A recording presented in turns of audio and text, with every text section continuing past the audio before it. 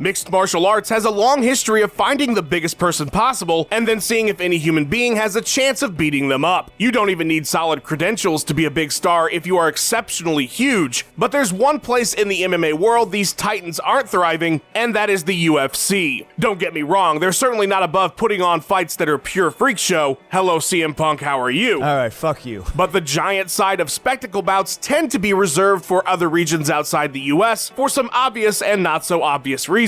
The UFC would have loved to have had these monsters on their roster when they were white hot, but there's simply no way it could have worked out for the giant reasons we'll explain.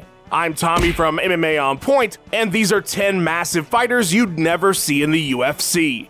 Number 10. Marius Putinoffski. Would you look at this big bastard? That is Marius Putinoffski, the five-time world's strongest man. You know, the guys that throw beer cakes 300 feet in the air and pull airplanes with a rope. But that was another life. The 42-year-old from Poland has slimmed down from his strongman days of 300 plus pounds and now competes as a heavyweight for KSW. He doesn't have the best record in the world at 13-7, but he is a name and certainly an attraction, bringing in huge numbers in Poland. He was the co-main event for KSW 39, a show that saw a crowd of nearly 58,000. You can bet the UFC would love to have a fighter with such a European presence, and one that makes Brock Lesnar look modestly muscled in comparison. But of course, that's the problem. There's a reason the World's Strongest Man finals aren't held in the United States, and there's also a reason why Putin doesn't need to worry while fighting in Poland. There's no testing. It would be a nightmare having Marius enter the USADA pool. I can't even imagine how many random tests would be coming his way. Number 9. Gabby Garcia. Gabby Garcia is one of the most decorated practitioners of jiu-jitsu in the world. She's a member of the IBJJF Hall of Fame, 4-time ADCC champion, 9-time gold medalist in the Brazilian Jiu-Jitsu World Championships. She's 7-0-1 in her MMA career, and she's never going to fight in the UFC. The promotion was pushing it by creating the featherweight division for Cyborg, but at least 135ers could bump up and try their luck. Garcia is Cyborg's final form, fighting mostly in openweight bouts and competing anywhere from 205 pounds to legit heavyweight numbers like 225 to 230. Making very little competition for the Brazilian, matchmaking would be a nightmare. Most of her bouts in Rizin wouldn't even be sanctioned here in the US. Garcia's MMA career has taken place exclusively in Japan and China, where testing is a bit lax, to put it lightly, as in non-existent. To be fair, she does regularly compete in sanctioned BJJ events, but of course with such incredible muscle mass, it's not surprising fans speculate how well she would fare under the scrutiny of US athletic commissions, a thought I'm sure the UFC has considered as well. Number 8. Arigula. Of all the fighters on this list, I'm the most sad about not having Arigula in the UFC. The Chinese supernova is unfortunately most famous for the devastating cup shot he took at Road FC 39. Take a listen to this. He was taken to the hospital because he couldn't stop vomiting, if that wasn't already horrible enough. Dick kick aside, Arigula has been a highly entertaining openweight fighter, openweight because he weighs 330 pounds. He's got fast hands and a fun brawling style that's netted him 8 KO TKO finishes in his 8 career wins. He beat Bob Sapp, who did this insane promo leading up to their fight. Victory never tasted so sweet.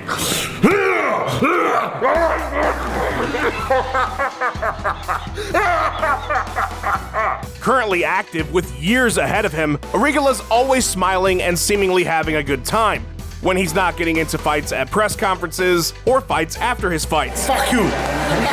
Despite being a big hit in the Asian market competing for Road FC, we'll probably sadly never see the man fans call Kung Fu Panda in the UFC because it's a pretty big weight cut from 330 down to heavyweight. And even if he did manage to do so, would he still really be Arigula? I would argue no.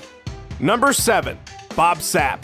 Say what you want about Bob Sapp losing 18 of his last 21 fights, but when this monster hit the Japanese MMA scene in 2002, he was a massive attraction. After crushing 2 Japanese pro wrestling stars at back-to-back Pride events, Sapp took on Minotauro Nogueira in truly some of the craziest shit you've ever seen. The 6'5", 330-pound super heavyweight was a big star overseas, and I'm sure, could they have managed it, the UFC would have loved to have thrown the beast in there with the likes of heavyweight champion Tim Sylvia. As we said, the UFC's not opposed posed to a freak show. Hell, they included Sapp in UFC Undisputed 3. Had Bob been popular today, he'd be in all these clickbait thumbnails on YouTube fighting Conor McGregor. But realistically, it could never have happened. There was no way in hell Sapp was ever going to make the 265-pound limit, and more importantly, this was a guy whose NFL career was ruined by alleged steroid usage. Who even gets suspended in the NFL for that? If you're not getting through their testing, good luck with any of the commissions here in the US.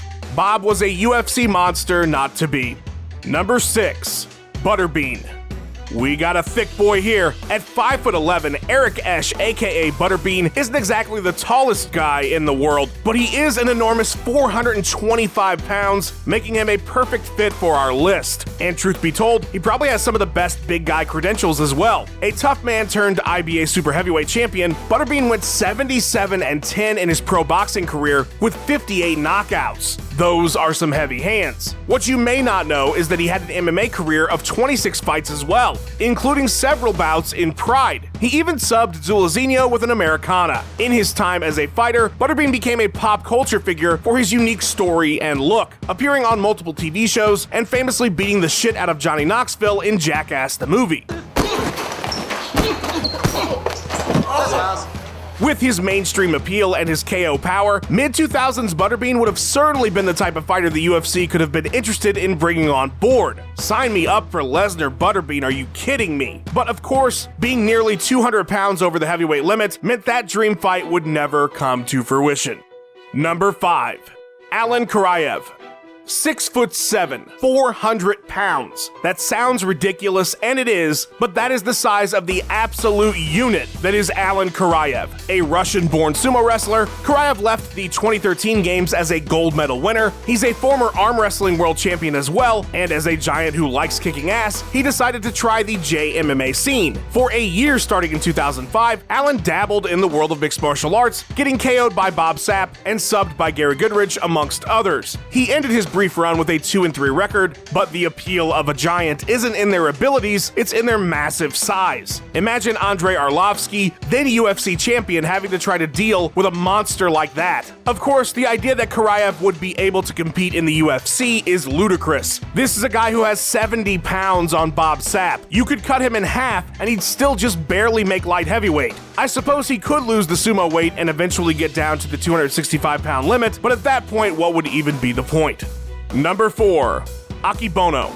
As we just mentioned in the previous entry, Akebono isn't the only accomplished sumo wrestler on our list today, but he's most definitely the most accomplished. The 6'8", 514-pound Chad Rowan was born in Hawaii, but by the age of 24, he was the first non-Japanese-born sumo to ever reach the rank of Yokozuna. He was an 11-time champion and had a record of 654, 232, and 181 before retiring in 2001. Wow, do sumo wrestlers have a lot of bouts.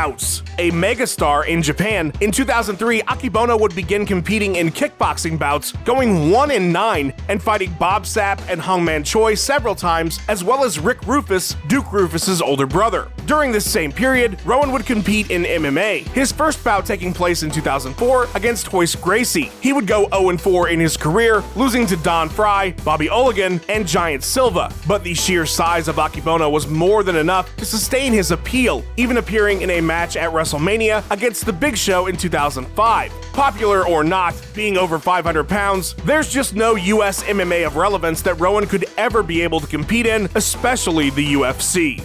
Number 3. Giant Silva. The word giant is pretty apt for every single fighter on this list, but only one of them has the word in his name, so that has to count for something. At 7'2", Paulo Cesar da Silva, better known as Giant Silva, started his athletic life as all people tall enough should, playing basketball, where real money is made. Silva was actually a member of the 1988 Brazilian Olympic team, but once that career didn't pan out, he moved on to the second choice for athletic giants, pro wrestling. His Attitude Era run with the Oddities was brief, but Silva would find himself working in Japan, and of course the Japanese promotions love to fill their real MMA fights with professional wrestlers. monsters, especially giant ones. So Silva had a brief and brutal pride run, going 1-6 in the organization, losing all via stoppage. His most notable moment being when he tried to attack Takashi Sugiura with a humongous club. Would the UFC have been interested in Silva? I'm guessing he wouldn't be too high on their list of acquisitions, but even so, there's no way that giant frame would have ever been able to make it down to 265 pounds. Number 2. Zulu Zinio. When you're a giant, you can go by one name and nobody's going to question you. Wagner de Conceição Martins, better known in the MMA world as Zulu Zinio, which translated from Portuguese is apparently still Zulu Zinio, was a monster super heavyweight out of Brazil, standing 6'7" and a beefy 350 pounds. Zulu Zinio claimed a Vale Tudo record of 38-0 in Brazil, but most of those wins are unconfirmed. He saw his first big-time action in 2005 because Pride loves them some freak show fights. The Brazilian would find himself fighting none other than Fedor Emelianenko himself on New Year's Eve 2005. He would lose in 26 seconds, but then go on to lose to Big Nog and Butterbean before floundering mostly in smaller promotions. Although it should be noted he fought 3 times in 2019. It should be obvious why Zulu Zinio wouldn't have made the cut in the UFC in 2005. The company was focused on the tough boom and going mainstream. A fight with the likes of Martins just wouldn't have flown. The bigger reason is Fedor beat him in less than a minute, and we all know Dana White will never do anything to validate his career that he doesn't have to. Number 1. Man Choi.